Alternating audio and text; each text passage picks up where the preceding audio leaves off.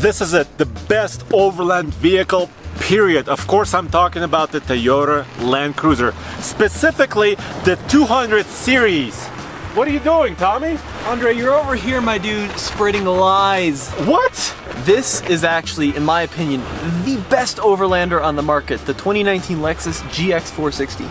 Well, prove it to me, dude. Yeah, we will. We're gonna take this brand new Lexus up our Rocky Top off-road torture test. That's coming up right now. Have you guys ever wanted to find out what was wrong with your car before you took it to the mechanic? Well, with the Carley app for iPhones and Android phones, you can. Simply download the Carley app, hook your phone up to Carley's OBD2 wireless adapter, plug it into your vehicle's OBD port, and bam! You'll get a thorough diagnostic on your vehicle's health. Use the Carley app to find out exactly what needs fixing, or use it to run a systems check on a used vehicle you're buying for peace of mind. All right, here's what it discovered about our BMW. It says we're good to go. You can also play around and find hidden settings on your car and, for example, reprogram your LED headlights to shine brighter, or your keyless remote to close all your windows, and much more. The Carley app is available for a broad range of premium cars, especially BMW, Mini, Volkswagen, Audi, Toyota, and Lexus. Check out the link in the description below to find out more. Pricing starts at $79 for the adapter and the app. So click on the link below or go to mycarley.com to figure out and learn more about what MyCarley can reveal about your vehicle.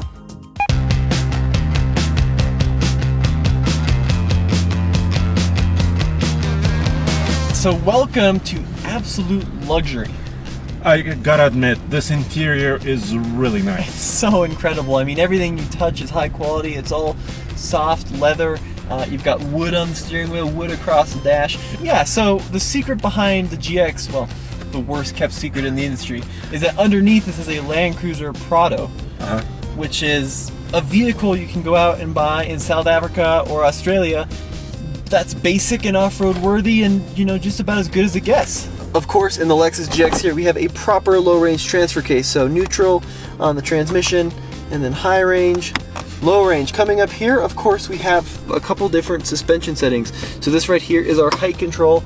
We've got high, normal, and then low. We're gonna use high when we go off-road. Plus, we even have a couple different firmnesses, so I'm gonna put it in comfort.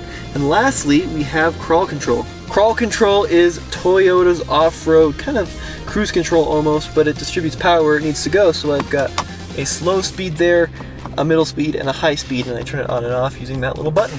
And finally, this right here is our center diff lock. So no rear diff lock, but at least we have a center to split the power 50-50. The first obstacle on the Rocky Top Trail is traction. And you gotta admit, Tommy, from the factory, these dueler tires are not the most aggressive. No, I think you're right. And, you know, they're not as bad as they could be. You know, they've got a little bit of blockage to them. True. But they're also not great. So I'm going to get a little bit off kilter here. And it's handling it like a dream. So we've got some rocks coming up here.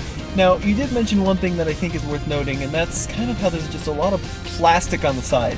Yeah, I mean, there's a big chin, there is a running board on the side, the rear bumper is hanging down. So when I look at it from the side, it doesn't feel like that tough overland off-road truck, right? No, it really doesn't, but I'll tell you what. What? I was at the FJ Summit, which is one of the larger Toyota gatherings. This was the most popular vehicle I saw out there. I don't think you understand, dude, because this Land Cruiser is the pinnacle of off-road capability and reliability. It's got a giant V8 engine under the hood and really solid underpinnings. No, like I completely agree. The Land Cruiser has been the staple of driving across continents for decades, but I actually think that this guy over here, this is the one that I would choose, because the Lexus GX, it's got a couple things that the Land Cruiser just doesn't or can't do, and let's go over them right now. Obviously, Andre, the GX is much smaller in width and length, and that may not seem so good, right? Right. But actually, in my opinion, it's a huge advantage because we've taken that Land Cruiser off-road here in Colorado, and it's so wide that the trees really become an issue. The GX is much more tidy, plus it actually has a pretty decent amount of trunk space. So you have the rear hatch, yeah, which opens up like that, but then check this out. I mean, you got the full swing gate. But this space is taken up, what, by the third row? Yeah, you do have a little bit of a lip here. If you are overlanding across great distances, maybe it's unwise to choose a third row. Maybe you just need to remove it or not even order it. That's true, but I think if you do want a third row, this is a much better, more manageable way to do it in the GX and the Land Cruiser system. It's a split gate, dude, so the top portion opens up, and then there is a little tailgate which you can use anywhere. Yeah, Andre, I agree. I mean, this split gate is really cool. You can have a completely flat load floor. We even have some additional storage. Heck yeah. in there. And, you know, if you're going places across country for several weeks, the amount of storage is hugely important. But tell me about these rear seats here. Well, they're unorthodox a little bit because they fold out. Yeah, I mean, this is pretty funky, Andre. That folds down like that. And that folds up and you have the headrest here. And that is all very cool, but there's actually like a fundamental issue with these side seats, right? Well, they take up space. Take up space, they take up a tremendous amount of space. You really limit the total width of the rear cargo area.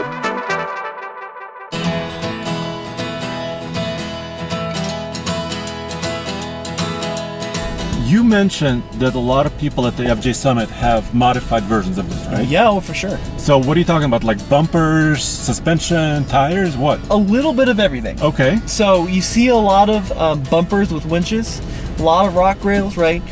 Some roof racks in some cases, but it's worth noting that there are a couple different generations of this. So primarily you see the older ones being modded because they're the more affordable. Sure.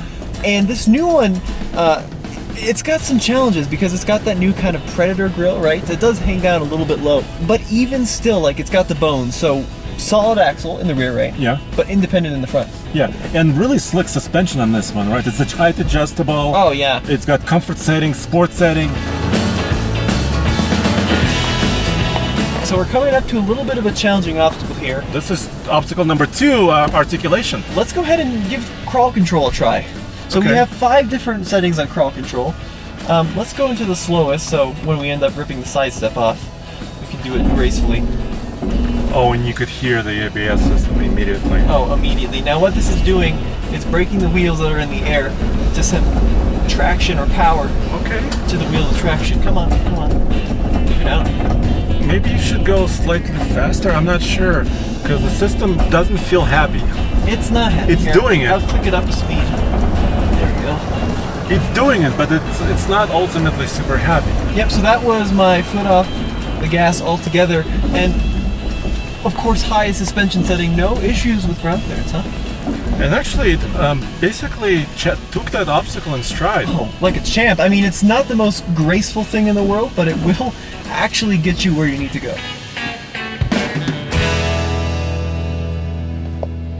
This is the type of engine you want in your overland rig because it's big and powerful and it can take you pretty much anywhere. This is a 5.7 liter V8 with 381 horsepower and 401 pound-feet of torque, and it's backed up by a 6-speed. This is what you want. I agree. From a reliability, durability standpoint, this engine is awesome, but check this out. I mean, you still have a naturally aspirated V8 in the Lexus, this time a 4.6 liter, you know, less horsepower, but we're forgetting one important thing, and that's efficiency.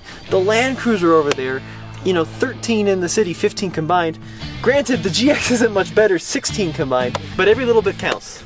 You know what? This 4.6 liter is basically a very similar engine to a million-mile Tundra. So yes, this engine also has reliability, durability, and yes, it's not the most efficient, but hey, you have to give up something.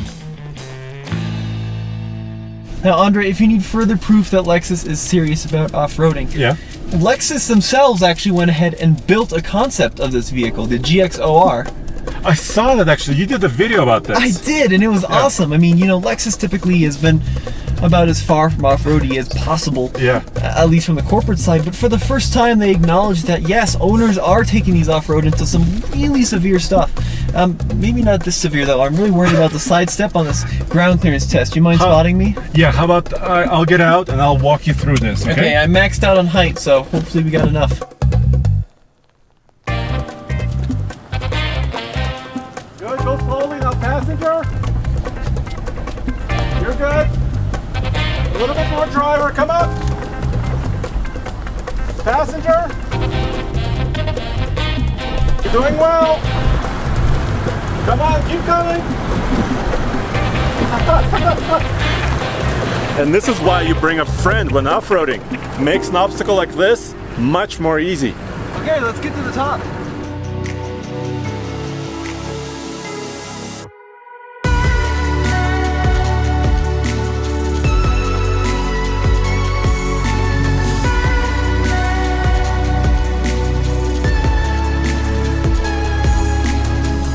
don't know, dude. Yes, it did it. It went up rocky top, but the Land Cruiser can do the same thing. And your chin, I mean, look at how it's protruding just down there. I agree, Andre, but underneath the vehicle is just so incredibly solid and well built. Plus, I haven't told you the best part. What? How much does your brand new Land Cruiser start at? Oh, it's the pinnacle. It's $85,000. Yeah, and this one with a few options is $67,000. So it's almost 20 grand difference. Almost 20 grand difference. You still get the built-in Lexus Toyota reliability, and you still get a lot of off-road prowess. That's a lot of money for accessories, dude. A lot of money for bumpers and sliders and all that stuff. I see where you're going. Yeah. As always, this is Tommy. And Andre. Go back to tflcar.com for more news, views, and real-world overland reviews.